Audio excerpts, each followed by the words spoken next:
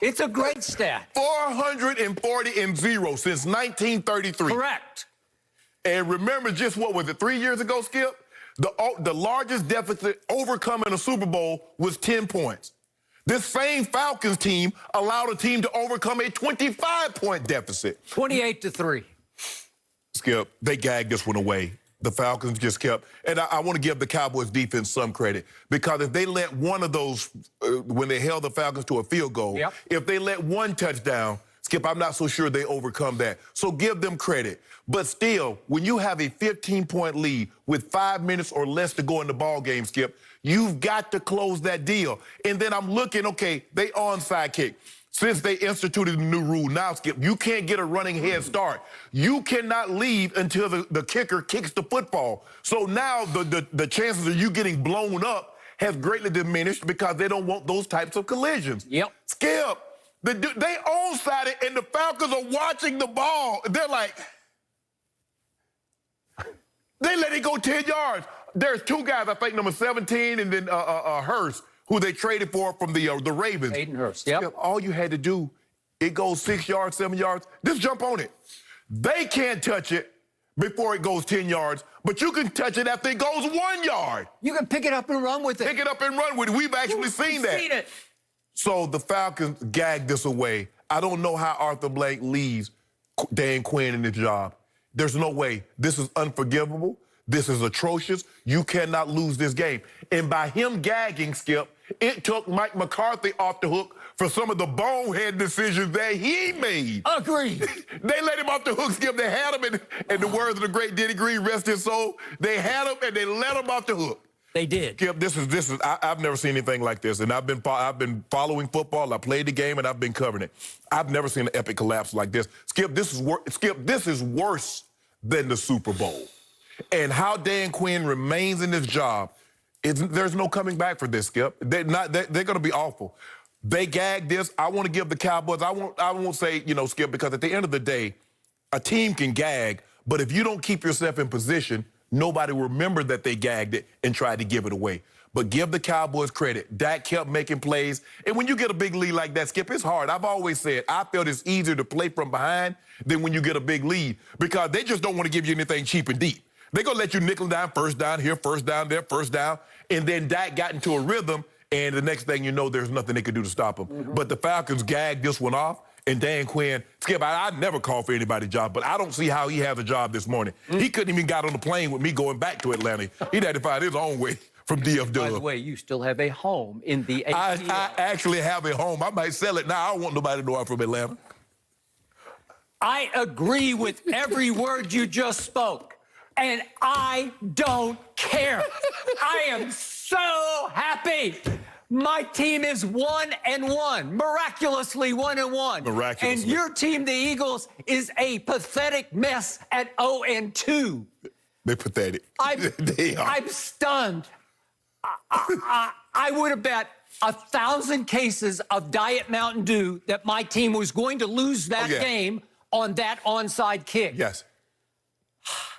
I cannot front. I cannot tell a lie. The only thing I liked about yesterday's game was that they somehow won it. I still don't know how they won it, but they did. Every sign points to L. Every sign pointed them toward your restaurant at the end of the night where you only serve losers. I thought they were coming in, Skip. I thought they were coming in. It took the all-time miraculous blunder by the Falcons for this to happen. Yes. As you point out, under the new safety-first rules, you can't even get a head start. Can't. It is virtually impossible to recover an onside kick. Right. But Greg "The Leg" Zuerlein, our new kicker, and we also have a new special teams coach that you watched grow up in Denver, right? John Fossil. John Fossil. Bones Fossil. Yep. They tried something I've never seen before. They put the football on its side without a tee. Right. They just sat it on the carpet on its side. Right. And Atlanta seemed a little caught off guard, so Atlanta called timeout. Right. I don't know what they discussed during the timeout, but they certainly didn't discuss, hey, if it doesn't go 10 yards, fall on it. Right. Pick it up, run with it. Right. It's your ball. Right. So what happens? Greg "The Leg" takes one step up to the football, and he barely boots it. He just gives it a little touch boot. And he whirly birds it sideways, clockwise. Right. So it's doing this, right? Right. It's whirly birding toward the Falcons. And what did my... You might fail this Hold fall. on. Oh, now we got to do this. Okay. Sorry about that. I'll just hold it the rest go of it. ahead. Okay, I'm too excited. But the ball is whirly birding, and what is it doing while it's whirly birding? It's going It's actually crawling sideways. Right. It's going sideways toward the 10-yard marker. Right. And not one or two. I count 5 Falcons. Yes. 5 Falcons have a shot at falling on the football. Yes. 5 times? That's impossibly wrong. Right. And all 5 look like they're hypnotized. Am I right? Yes. It looked like, you're getting sleepy, you're getting sleepy. They're just watching it whirly bird and whirly bird and whirly bird. And it crawls sideways and actually gets to the 10-yard marker. And C.J. Goodwin, who's just a special teams player, who, by the way, was on the Falcon squad when they blew the 28-3 lead in the Super Bowl. So he knows how it feels in reverse. So he's probably telling guys, they're going to gag this one. They're going to gag it. He's looking at him saying, they're going to gag it. And at the last second, right on time, he swoops in and falls on the football. And I fell off my chair. I said, this is impossible. Right. And then there's an incompletion, and then my guy, C.D. Lamb, catches a big 23-yarder, but I can't front on this one either, because the truth is... He passed the fence. But the DB just falls down. I don't know. There's a little push, but They don't call it. Okay, but he just falls down. Right. And I love C.D., and he beasts for 23. And then I'm thinking, okay, let's throw one more quick out for 7 yards, because it's still a 48-yard field goal. And what do they do?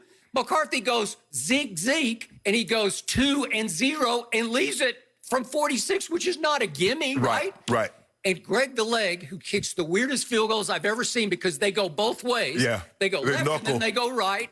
And he knuckleballed one that started left and then sort of faded back to the right and went right through the uprights, right down Broadway. Skip, I think the thing, but plus he also knows, Skip, if you look at that football when he onside kicks it, those balls just come straight out the box. Yep. You see how shiny it is? He knows that if I kick it, it's gonna be slipping and sliding right on that turf. Okay. So he know, but the Falcons, Skip, like you said, you can't get a running head start. And since they implemented this new rule, less than 10% of the onsides have been recovered. Because you can't, Skip, they used to do a lot of motion. They'll fake one way, then they fake the other way, and everybody comes, and you get a head start. But you can't do that anymore. But it used to be the most dangerous play in football because people were getting hurt. Right. Skip, they called timeout. Oh, yes.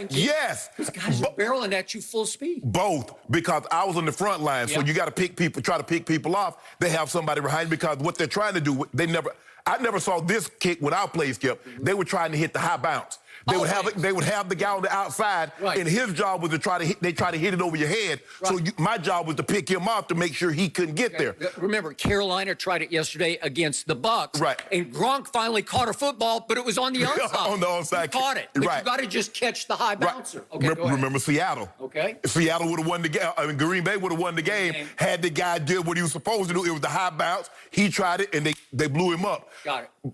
Ooh, I still can't believe it. I'm watching this, Skip, just like you are, and they put it up there less than 10% of the onside. Yeah. Anytime they put a stat up, I said, well, they're about to get this one. And they hadn't recovered one since 2014. Okay, so I want you to think about how much my team overcame, how much self-destruction my team overcame to steal this game, because it was a flat-out all-time theft, right? Yes, okay, yes. Remember, the game starts, my team is not ready to play in its home opener before they estimated like 27,000. Right. I think it was 27%, but 26,000. Right. It was a lot of people. Yes. It was enough that Dallas actually had home field advantage yesterday. They did. Okay. And what happens in the first 8 minutes of the game? What happens?